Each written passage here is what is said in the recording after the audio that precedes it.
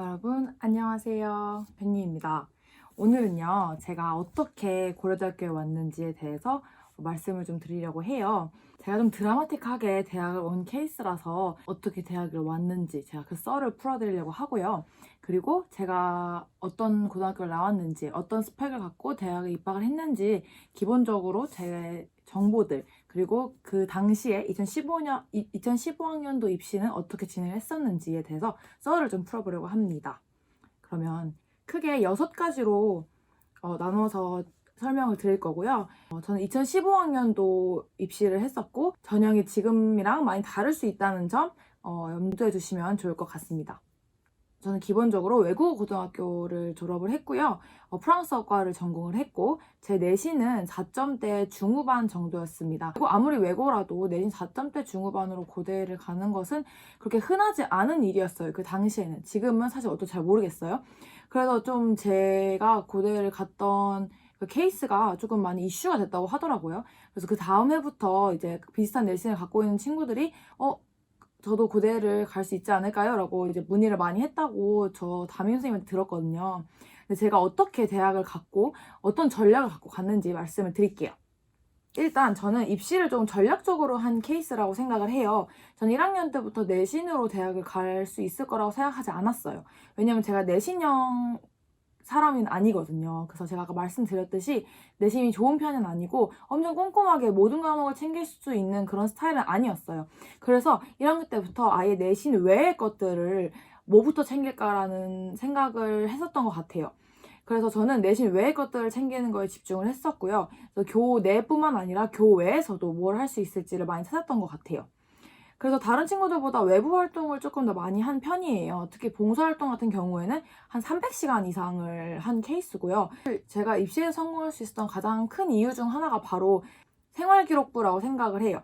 저는 1학년 때부터 아예 생활기록부를 완전 통일을 시켰어요. 그래서 제가 꿈은 한국 홍보 전문가라는 꿈을 가지고 있었고요. 그래서 이 꿈을 1, 2, 3학년을 쭉 통일을 시켰고 모든 독서나 진로나 모든 활동들, 그 생기부에 올라가는 모든 활동들을 다 내용을 통일을 시켰습니다. 뭘로? 한국 홍보로. 그래서 홍보에 좀 집중을 맞춰서 했던 것 같아요. 그래서 저는 영어를 그래도 잘 하는 편이었기 때문에 영어를 좀 살리는 방향으로 대학을 지원을 해보자라는 생각이었고, 그럼에도 불구하고 전 내신과 수능도 버리면 안 된다고 생각을 했어요. 일단 내신은 모든 전형에서, 모든 수시 전형에서는 내신이 필요하기 때문에 절대 버리면 안 됐고, 수능 같은 경우에는 다 수시를 쓸 건데 왜 수능 어떻게 챙겼어요? 라고 많이 물어보시는데 수능도 그렇게 잘하는 편은 아니었어요. 그럼에도 불구하고 저는 항상 어떻게 될지 모른다라는 마음이 마음 한켠에 있었어요. 그래서 항상 예상치 못한 일이 일어날 수 있음을 좀 염두에 두고 수능 공부도 계속 했던 것 같습니다.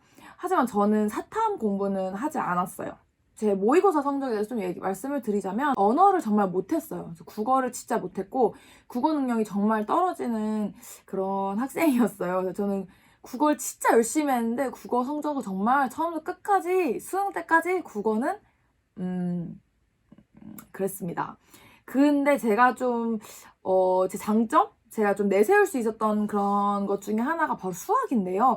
전 수학을 잘했던 편이었어요. 그래서 수학이랑 영어가 좀 안정적으로 1이 나오는 상태였고, 언어에서 좀 왔다 갔다가 많이 심했어요. 그래서 보통은 좀 안 좋았다가 진짜 가끔, 아주 가끔 1, 아니 2.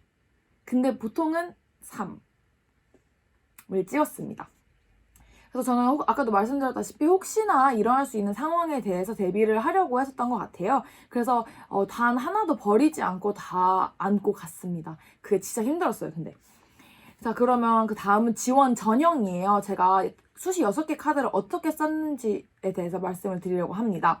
일단 저는 학교 선생님의 말을 따르지 않았어요. 6개를 어떻게 쓸지 담임선생님이랑 고민을 하게 되는데 저는 그 담임 선생님의 말을 따르지 않았던 것 같아요. 저는 제가 제 소신대로 썼고요.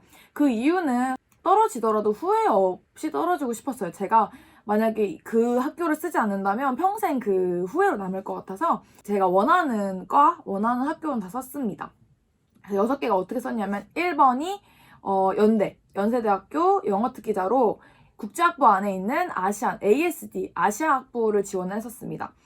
이거는 최저가 없는 전형이었어요. 그리고 두 번째는 제가 지금 다니고 있는 고대였고요. 전형 이름은 국제인재 전형. 그리고 미디어학부에 지원을 했고 이것 또한 최저가 없었어요. 그리고 세 번째는 서강대학교 학생부 종합. 그리고 이때 영미문화계를 지원을 했었던 것 같고요. 이때도 최저가 없었습니다. 그 다음에 네 번째는 이화여자대학교 학생부 종합. 미래인재 전형으로 지원을 했었어요. 그래서 이때 과는 커뮤니케이션 미디어 학과를 지원을 했었고 이게 제가 쓴 6개 수시 중에 유일하게 최저를 필요로 했던 그런 전형이었어요.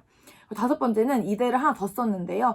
이대 영어특기자 전형으로 국제학부를 지원을 했었습니다. 이것 또한 최저가 없었고요. 마지막으로 여섯 번째로는 중앙대학교 학생부 종합으로 지원을 했고 광고홍보학과를 지원을 했었어요. 이때도 최저가 없었습니다.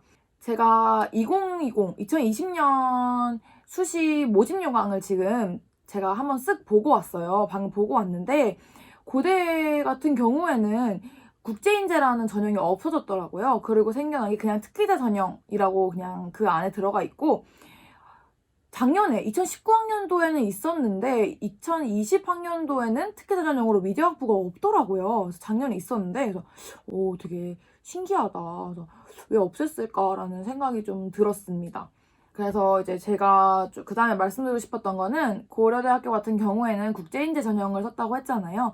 국제인재 전형 같은 경우에는 이제 8개의 활동 증명을 낼 수가 있어요. 제가 했던 활동들을 8가지로 추려서 이제 포트폴리오 같은 걸 제출을 할 수가 있는데 그 8개가 뭔지를 말씀드리려고 합니다. 그 8개가 결국 제 스펙이겠죠. 첫 번째로 썼던 거는 바로 영어 공인 성적이에요. 그래서 바로 토플을 했었고요. 토플 성적은 좋은 편은 아니었어요. 보통 저랑 같이 토플 학원 다녔던 친구들은 뭐 116에서 120 그 사이 왔다 갔다 했던 것 같은데 저는 110 딱 그 정도에서 끝이 났고 결국 그 위에 성적은 받지를 못했었어요. 그래서 그 정도 성적을 받았었는데 이게 좀 크리티컬하게 국제학부를 지원하지 못했던 이유가 되었어요. 보통 국제학부 지원하는 친구들 토플 성적들이 한 118, 119 이랬기 때문에 저는 좀 경쟁력이 없다고 생각을 해서 지원을 하지 않았습니다. 두 번째 같은 경우에는 되게 특이한데요. 저는 모의고사 성적을 냈어요. 사실 이렇게 활동 증명에 모의고사 성적을 쓰시는 분들은 거의 없는 걸로 알고 있는데요. 저는 국제인재라는 전형 자체가 아무래도 이제 언어와 관련된 그런 활동들을 많이 하는 전형이다 보니까 수학을 잘하는 게 어떻게 보면 장점이 될 수 있다고 생각을 했어요. 그래서 제가 고3 내내 봤던 모의고사 중에 가장 잘 봤던 모의고사가 원수에 111이 나왔던 그런 모의고사였는데요. 그거 성적표를 냈습니다. 그래서 좀 제가 국제인재 전형이긴 하지만 수학도 잘할 수 있다는 거를 보여주고 싶었어요. 그리고 세 번째는 이제 외고라면 다들 갖고 있다는 제2외국어 공인 성적이고요. 저는 프랑스어였기 때문에 델프, 배앙, B1을 땄습니다. 그 다음에 네 번째로 냈던 거는 소논문 2편인데요. 사실 무슨 내용인지 기억이 전혀 안 나요. 근데 제가 확실한 거는 생활기록부에 기재가 돼 있었고 제가 기억 더듬어 보면 제 진로랑 관련된 논문이었으면 좀 확실한 것 같아요. 그래서 아마 홍보와 관련된 그런 국제 관련 그런 논문이었어요. 근데 소논문인데 이게 진로 시간인가?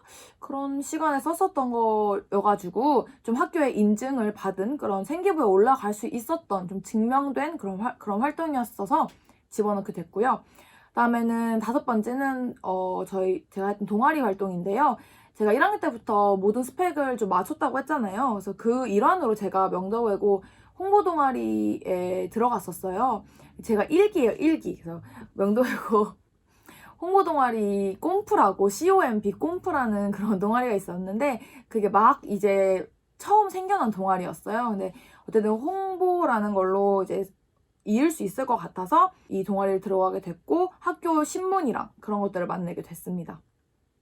여섯 번째로 냈던 거는 교내 동아리 발표회 사회자였는데요. 이제 1년에 한 번씩 학교에서 하는 동아리 발표회가 있는데 그 동아리 발표회 사회자를 따로 오디션을 해서 뽑아요. 그래서 뭔가 홍보와 조금 관련돼서 엮어서 쓸 수 있지 않을까 해서 사회자를 오디션을 봤었고요. 그래서 그 활동을 썼습니다. 7번째는 통역봉사입니다. 아까 제가 말씀드렸듯이 봉사활동을 많이 했다고 했잖아요. 근데 그 봉사활동에 통역봉사가 대부분이었어요. 그래서 통역봉사를 이렇게 2가지로 나눠서 썼었는데, 첫 번째는 외국어 봉사 동아리라는 그런 동아리 활동을 한 내용이었어요. 그래서 제가 통역봉사를 중학교 3학년 때부터 고등학교 2학년 때까지 3년을 했는데요. 서울특별시 청소년활동진흥센터 소속인 청소년 외국어 봉사단이라는 봉사 동아리에서 봉사를 했었고요. 저 때는 이름이 다문화 봉사 동아리였는데 이름이 바뀌었어요, 중간에. 그래서 그 활동을 했습니다. 그래서 창경궁에서 다도체험 통역을 한다거나 아니면 명동역에서 이제 커뮤니케이션을 도와준다거나 이런 활동들을 했습니다. 그래도 제가 한 300시간 넘게 봉사활동을 했던 것 같아요. 그리고 2번째로는 조금 특이한 경험이라서 넣었던 건데요. 2013년에 평창에서 동계 스페셜 올림픽이 있었어요. 그래서 스페셜 올림픽을 하면 이제 선수들이 이제 오잖아요. 근데 이 선수들이 경기를 하기 전까지는 호스트 타운이라고 정해진 그런 마을에서 좀 지내면서 좀 이 나라에 적응도 하고 대회 준비도 하고 이런 걸 하는 곳인데요. 그래서 저는 이제 그 호스트 타운에 배치가 돼서 통역 봉사를 했었습니다. 제가 맡았던 나라가 오스트리아랑 지브롤타라는 나라였어요. 그래서 아직도 좀 기억에 많이 남는 활동이었던 것 같아요.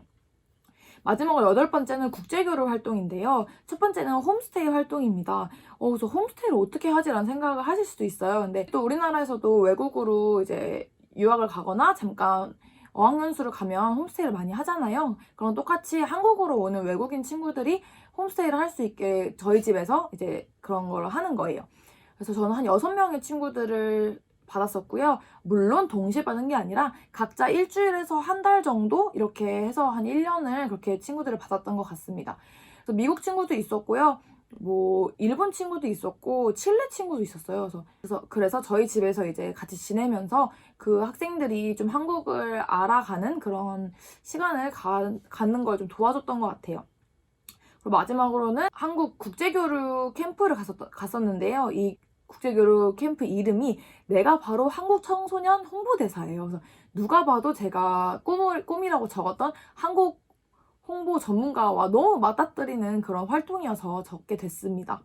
이렇게 8가지 활동을 고대에 냈고요. 사실 고대만 이렇게 스펙을 줄줄 나열해서 쓸 수 있었고 나머지 학교들은 전혀 쓸 수가 없었어요. 이 활동들이 결국엔 고대밖에 쓰이지 못했지만 어쨌든 생기부에 대부분 다 기록되어 있는 내용이기 때문에 제가 합격을 하는데 좀 도움이 되지 않았나 생각이 듭니다. 그러면 제가 그 6개 중에 몇 개를 과연 합격을 했을까요, 여러분? 사실 제가 1차에서는